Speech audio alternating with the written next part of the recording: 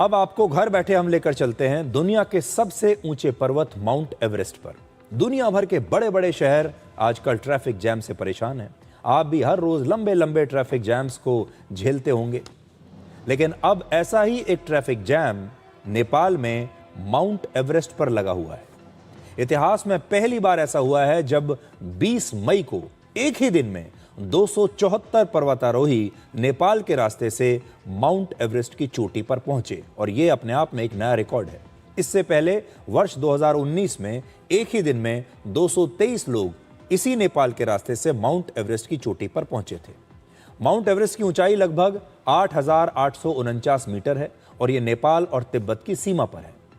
और यहां पर चढ़ाई का एक रास्ता नेपाल से होकर गुजरता है और ज्यादातर पर्वतारोही इसी नेपाल वाले रास्ते का इस्तेमाल करते हैं, और दूसरा रास्ता है वो जो तिब्बत से होकर गुजरता है, लेकिन उस पर चीन का कंट्रोल है।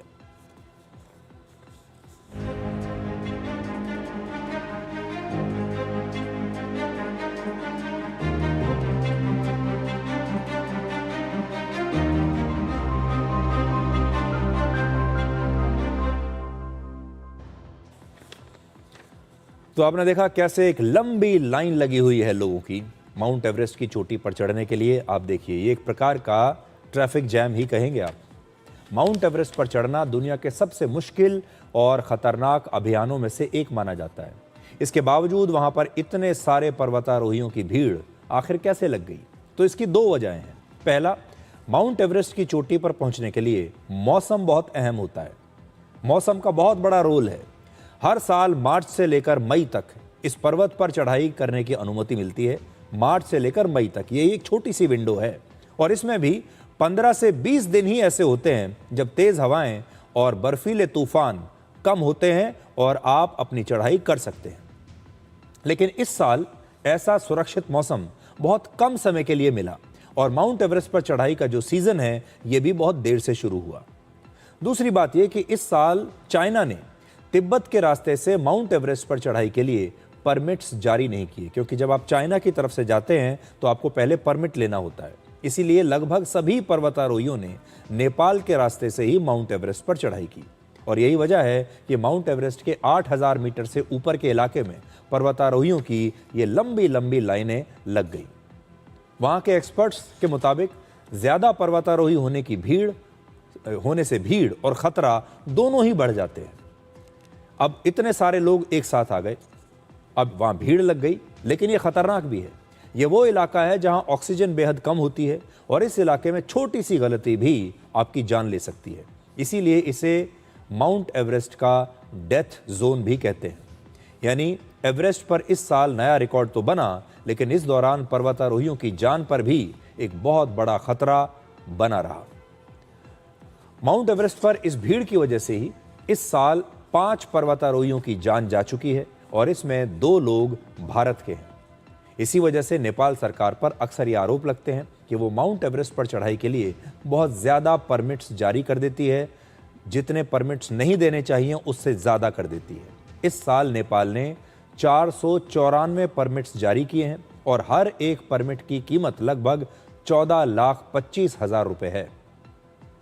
यानी नेपाल को लगभग 70 करोड़ रुपए की कमाई सिर्फ इन परमिट से होती है, जबकि वर्ष 2025 में 456 और 2024 में 421 परमिट्स जारी किए गए थे। इसकी एक वजह यह भी है कि आज नेपाल में माउंट एवरेस्ट एक बहुत बड़ा उद्योग बन चुका है। इससे प्रति वर्ष लगभग 3,000 करोड़ रुपए की कमाई नेपाल को होती है। हर साल पूरी दुनिया से लगभग 35,000 लोग माउंट एवरेस्ट के बेस कैंप तक पहुंचते हैं।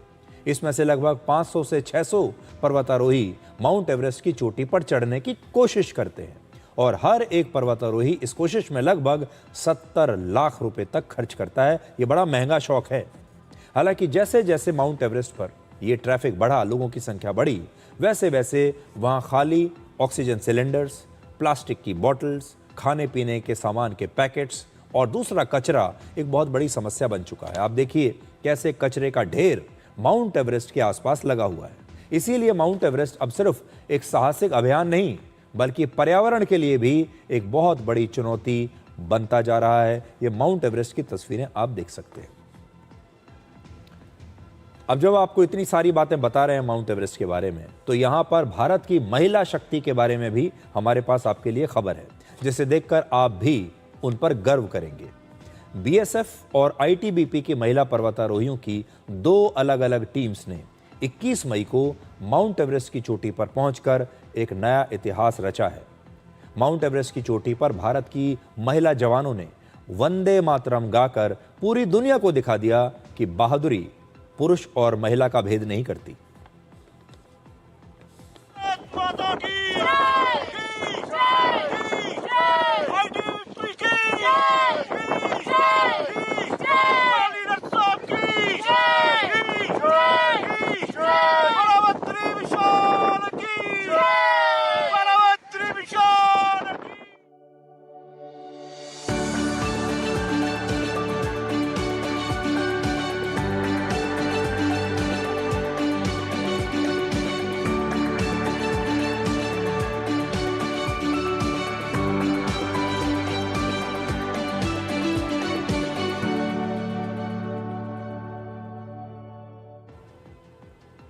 तो माउंट एवरेस्ट की चोटी पर भारत माता की जय के नारे गूंज रहे हैं। इसके साथ ही बीएसएफ की ये टीम माउंट एवरेस्ट से लगभग 500 किलोग्राम कचरा वापस लाने वाली है, यानी वहां की सफाई भी करने वाली है।